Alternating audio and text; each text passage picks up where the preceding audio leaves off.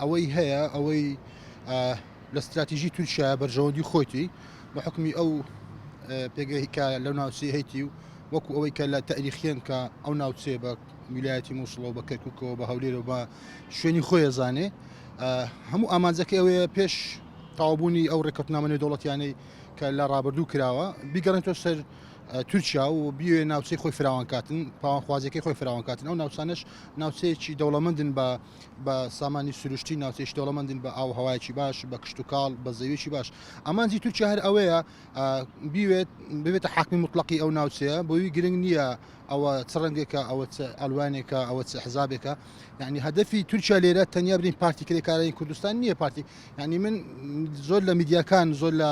سیاسیەکان کە ئەوەی باس دەکەن کێشەکە پەکەیە ینی کێشەی یان خۆ زۆر ناڕاستەخۆڵن کێشەی تورکیا لەگەر پەکەکەیە ئەن کێشەی تورکیا پەکەکە نییە کێشی تورکیا کووردە بە ئەسڵ کێشەی تورکیا لە ناوبردننی کووردە ئەگەر ناخۆ جوتیارێک و گەشتیارێک و گونشینێک هەمووی ئەکوژرێ هەمووی شەهید دەکرێ هەمووی بۆمباران ئەکرێ خۆ گونشینێک پەکەکە نییە خۆ ساڵانی ڕابردوو کۆمەڵە گەنجێک چون بۆ منتیقی باڵەکاتی لە گەشت و گوزار بوون خۆوانە پەکەکە نەبوون یعنی ئەگەر ئەمە هەموو ئامانجەکەلەوە کۆ بکەینەوە کێشەی تورکیا پەکەکەیە ئەوە زۆر غەڵەتە ئەگەر پارتی پێی وابێ کێشەی تورکیا لە ڕۆژ لە باشوور پەکەکێ و نەمانی پەکەکە لە باشوور کێشەکە حەل دەبێ ئەوە زۆر غەڵەتە یعنی لەو کۆتا ئۆپراسیۆنی تورکیا ناوهێنانی حکومەتی هەرێم بە هاوپەیمانی حکومەتی هەرێم یعنی گسکەی بکەینەوە شتێک نەما بەنای حکومەتی هەرێم ئەگەر سەڵاحەت و ڕازگۆبین لەگەڵ خۆمان بە هاوپەیمانی ینی شتێکی تاریخی پێپشان دەیگەڕینەوە بۆ ئەو تاریخە کۆنەی کە لە دوای سیڤەر و ڕێکەوتنامە نێودەوڵەتیەکان کە مافی کورد و حەقێک بۆ کورد لەنایەن زلهێزان و براوانی وڵاتانی جەنگ جیهانی یەکەم دەستنیشان کرابوو کۆمەڵی کورد چوونە ناو پەرلەمانی ئەوروپا گوتیان ئێمە کوردمان ئێمە کورد نینەوە ئێمە تورکین و ئێمە شتێکمان ناوە بەنای حەقی کورد ئیتر ئەو بەیاننامەی تورکیا و لە بین قەوسەی کاری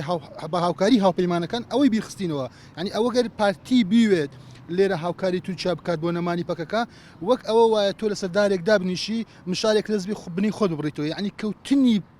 پارتی کرێکانی کوردستان ڕاستەخۆ کەوتنی پارتیە یعنی تورکیا ئەوەندە ئیشی بە پارتی دموکراتی کوردستانە تاکو پەکە لەو سنوورەما بێت تاکو پارتی کرێکانی کوردستان چالاکیەکانی هەبێ ئەگەر پارتی کرێکانی ینی بەیانی ئەگەر ئێستا ڕێکەوتنێکی ئاشتی بکرێتەوە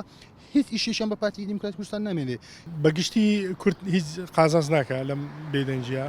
یان لە هاوکاریکردنی تورکیا خۆی ئەم لەشکرکێشەی تورکیا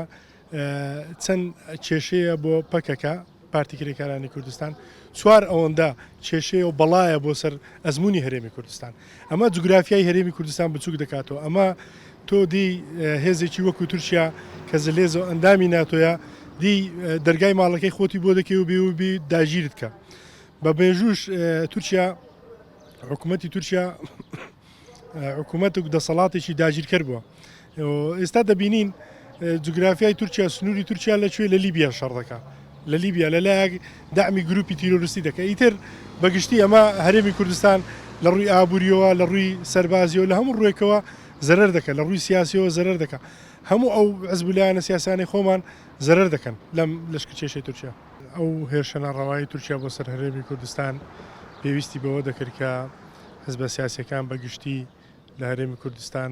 هەڵوێستیان هەبا و تەنانەت لە ڕووی ڕابۆستابانەوە بەڵام بەداخەوە ئەزمموی سیاسی لە هەرێمی کوردستان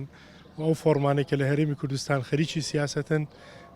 هەڵوێستی شەرمنانە و بەیاننامە ئەوانیان هەبووە و چ جای حزبی تری سیاسی هەبووە هاوکار بووە بۆتە سووری بەر لەشکر بۆ سوپای تورکیا ئەمە دیارە بەکۆی گشتی ئەم حزبە سیاسیانە ئەم هێزانێکە لە هەرێمی کوردستان حکومڕانی هەرێمی کوردستان دەکەن یاخود وەکو ئۆپۆزیسیۆن لە هەرێمی کوردستان لەناو پرۆسەی سیاسینە بەپێی پێویست نینە وەکو پێویست بەپێی پێویستی دۆزی کورد کێشەی کورد نین